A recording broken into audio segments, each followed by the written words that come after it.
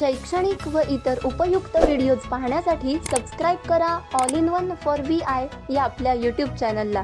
तसेच बेल आयकॉनला देखील क्लिक करायला विसरू नका, जेणेकरून नवीन व्हिडिओजचे नोटिफिकेशन्स हे आपल्याला सर्वात प्रथम प्राप्त होतील. व्हिडिओ आवडल्यास व्हिडिओला लाईक व आपल्या मित्रमैत्रिणींसोबत आणि नातेवाईकांसोबत शेअर करायला सुद्धा विसरू नका. नमस्कार, मी संगीता बोलते कोल्हापूरवरून. तर आजच्या आपण गणित या विषयाच्या सत्रामध्ये आज आपण शिकणार आहोत त्रिकोणी संख्या.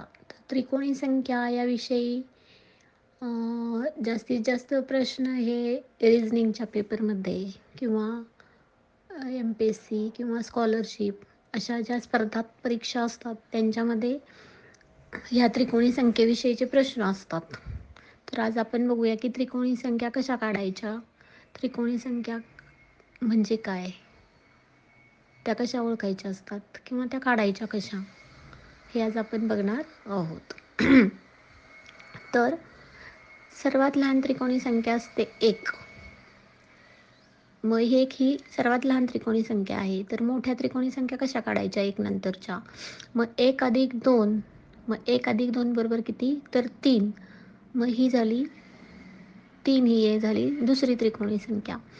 मग त्या पुढील संख्या आणखी कशी? तर मग 1 अधिक 2 अधिक 3 ह्या तीनही संख्यांची बेरीज करायची. मग 2 आणि 1 3, 3 आणि 3 6, तिसरी त्रिकोणी संख्या झाली 6. त्यानंतर पुढील त्रिकोणी संख्या काढायची.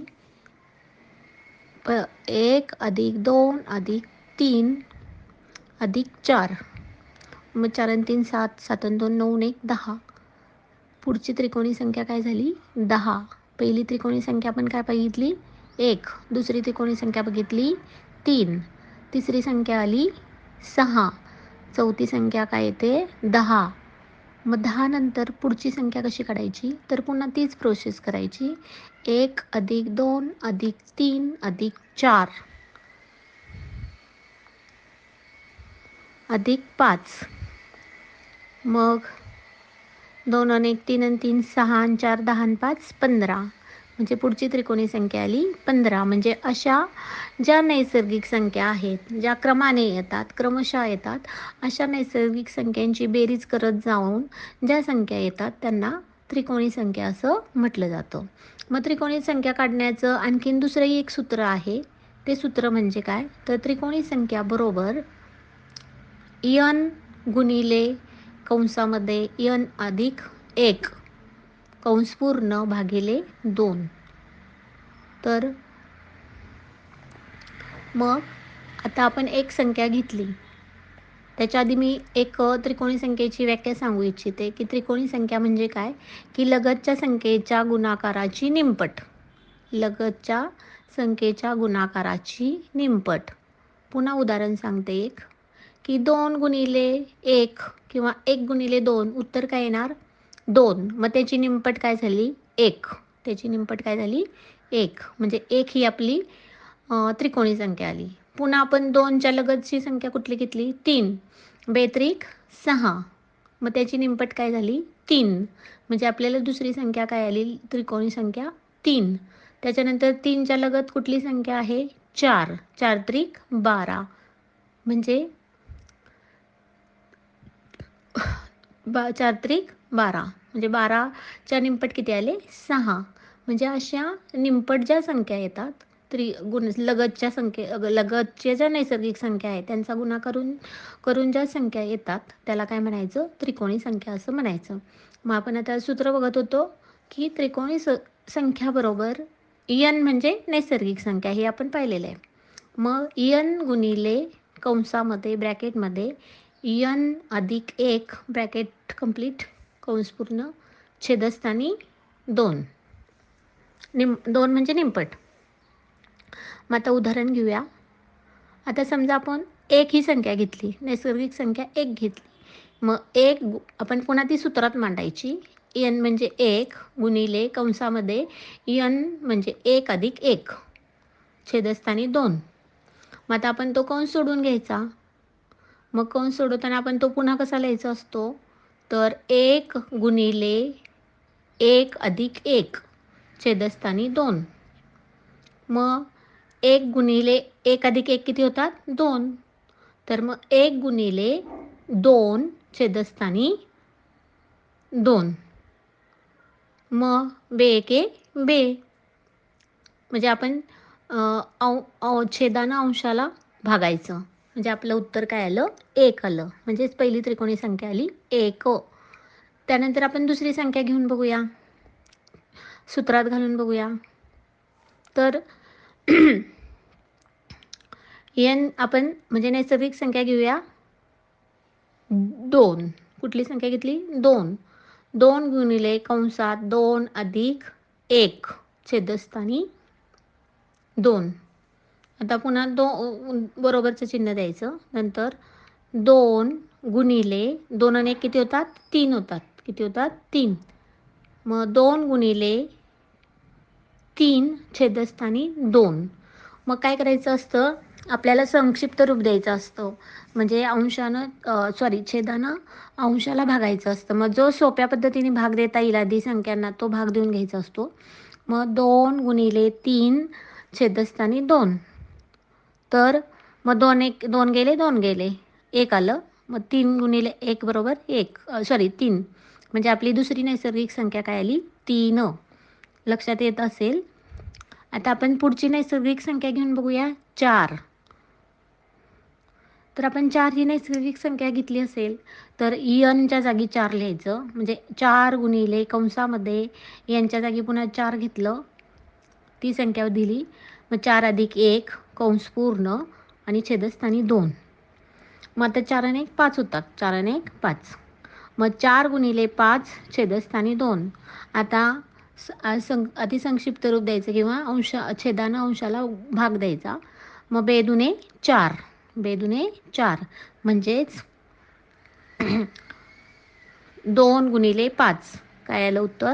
2 गुणिले 5 बरोबर 10. म्हणजे आपली पुढची नैसर्गिक संख्या काय आलेली आहे? 10. अशा रीतीनं क्रमशः नैसर्गिक संख्यांचा बेरीज किंवा अशा रीतीनं सूत्रामध्ये आपण या संख्या मांडून काय करायचं असते? क्रमशः नैसर्गिक संख्यांच्या याची आपण बेरीज करून किंवा अशा रीतीनं सूत्रात मांडून गुणाकार भागाकार रूपानं आपल्याला ह्या नैसर्गिक संख्या काढता येतात. मग अशा रीतीनं नैसर्गिक संख्यांचा आणखीन पुढचा एक नियम सांगू इच्छिते की ज्या लगतच्या नैसर्गिक संख्या असतात, ज्या लगतच्या नैसर्गिक आणि त्रिकोणी संख्या असतात तर या त्रिकोणी संख्यांच्या लगतच्या त्रिकोणी संख्या ज्या असतात ह्या वर्ग संख्या असतात. ह्या काय असतात? वर्ग संख्या असतात. म्हणजे कसं? तर ह्यांची जर बेरीज केली आपण तर त्या वर्ग संख्या असतात. मग कसं बघा. आता पहिली त्रिकोणी संख्या आहे 1 आणि त्याच्या शेजारची त्रिकोणी संख्या आहे 3. मग यांची जर आपण बेरीज केली तर काय येणार? 4 येणार. काय येणार? 4 येणार. मग 4 हा कशाचा वर्ग आहे? तर 2चा. पुढं आपण जर पुढची त्रिकोणी संख्या घेतली 3 आणि 5. 3 आणि 6. 3 आणि 6. मग ह्यांचं बेरीज काय येणार? 9. काय येणार? 9. मग 9 हा कशाचा वर्ग आहे? तर 3चा. त्यानंतर पुढची त्रिकोणी संख्या लगतची घेतली 6 आणि 10. तर ह्यांची बेरीज काय येणार? 16. मग 16 हा कशाचा वर्ग आहे? तर 4चा. म्हणजेच लगतच्या त्रिकोणी संख्येची बेरीज ही वर्गसंख्या असते. हे लक्षात आलं असेल आपल्या. तर 1 ते 100 अंकांमध्ये जवळजवळ त्रिकोणी संख्या आहेत 1, 3, 6, 10, 15, 21, 28, 36, 45, त्यानंतर 45, त्यानंतर 55, त्यानंतर 66, 78 आणि 91. ह्या काय आहेत? त्रिकोणी संख्या आहेत. त्यानंतर पुढं आणखीन एक आपल्याला नियम बघता येईल त्रिकोणी संख्येच्या बाबतीत.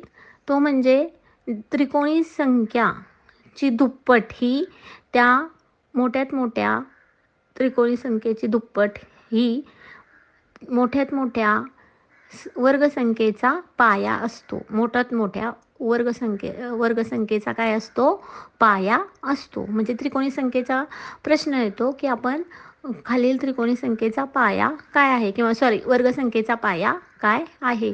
त्रिकोणी संख्या जी मोठ्यात मोठी त्रिकोणी संख्या असते तिची दुप्पट केली तर ती काय असते, त्या त्रिकोणी संख्या ही त्या मोठ्यात मोठ्या वर्गसंख्येचा काय असते, पाया असते. मग आपल्याला प्रश्न येऊ शकतो की पाया काढा, त्रिकोणी संख्येचा पाया काढा, असा प्रश्न येऊ शकतो. मग असा प्रश्न आल्यानंतर आपल्याला समजा एखादी संख्या दिली आहे, त्रिकोणी संख्या दिलेली आहे 55 आणि याचा पाया काढायला सांगितलेला आहे. मग हा पाया कसा काढायचा, आपल्याला इथं काय सांगितली की त्रिकोणी संख्येची दुप्पट करायची. काय करायची, त्रिकोणी संख्येची दुप्पट करायची. मग 55ची दुप्पट काय येणार, 110. काय येणार, 110. मग आता 110 आल्यानंतर आपल्याला काय करायचं असतं, 110च्या जवळची संख्या घ्यायची. 110च्या जवळची वर्गसंख्या घ्यायची. मग 110च्या जवळची वर्गसंख्या मग कुठली आहे वर्गसंख्या, 110 तर काय वर्गसंख्या नाही आहे. मग 110च्या जवळ कुठला वर्ग येतो, तर 100. मग 100 हा कशाचा वर्ग आहे, 10चा. कशाचा आहे, 10चा. मग आपण काय करायचं, आपल्याला पाया काढायचा आहे. मग आपण कसा काढायचा, तर 10 आणि 10च्या पुढे येणारी संख्या कुठली आहे, 11. 10च्या लगत कुठली संख्या येते, 11. कारण आपण त्रिकोणी संख्या काढत असताना काय करत असतो, लगतची नैसर्गिक संख्या घेत असतो. मग 10 गुणिले 11 छेदस्थानी 2. 10 गुणिले 11 छेदस्थानी 2. मग 2 घेतल्यानंतर 2 5ला भाग द्यायचा. बेपंचे 10. बेपंचे 10. मग आपलं उत्तर काय येणार, 5 गुणिले 11 बरोबर 55. 5 गुणिले 10 11 बरोबर 55. म्हणजे अशा रीतीनं वर्गसंख्येचा काय करायचा असतो, पाया काढायचा असतो. त्यानंतर आणखीन एखादं उदाहरण समजावून सांगते यासाठी की वर्गसंख्येचा पाया कसा काढायचा. तर आपल्याला समजा आपण एक संख्या घेतली, त्रिकोणी संख्या कुठली घेतली समजा आपण, तर 66 घेतली. मग 66चा पाया कसा काढायचा, तर 66चा पाया काढताना आपण काय करायचं, 66ची दुप्पट केली, आली 132. किती आली, 132. मग 132च्या शेजारी कुठला वर्गसंख्या आहे, 132 कशाचा वर्ग आहे, तर 132 हा कशाचाच वर्ग नाही. मग त्याच्या लगत, त्याच्या खाली 132 कुठला वर्ग असणार आहे. आता 11चा वर्ग किती येतो, 121 येतो. 12चा वर्ग 144 येतो. मग त्याच्या 132पेक्षा लहान कुठला आहे, तर 11चा वर्ग आहे 121. मग 11च्या लगतची संख्या कुठली आहे, 12. मग आपण सूत्रात मांडून घ्यायचं, 11 गुणिले 12 छेदस्थानी 2. छेदस्थानी 2. मग बेसक 12. म्हणजेच 11 गुणिले 6 बरोबर 66. अशा रीतीनं काय केला जातो, या संख्येचा पाया काढला जातो. अशा रीतीनं त्रिकोणी संख्या म्हणजे काय, हे आज आपल्या लक्षात आलं असेल की ज्या नैसर्गिक संख्यांची क्रमशः बेरीज केली जाते अशा संख्यांना त्रिकोणी संख्या असं म्हटलं जातं. थँक्यू.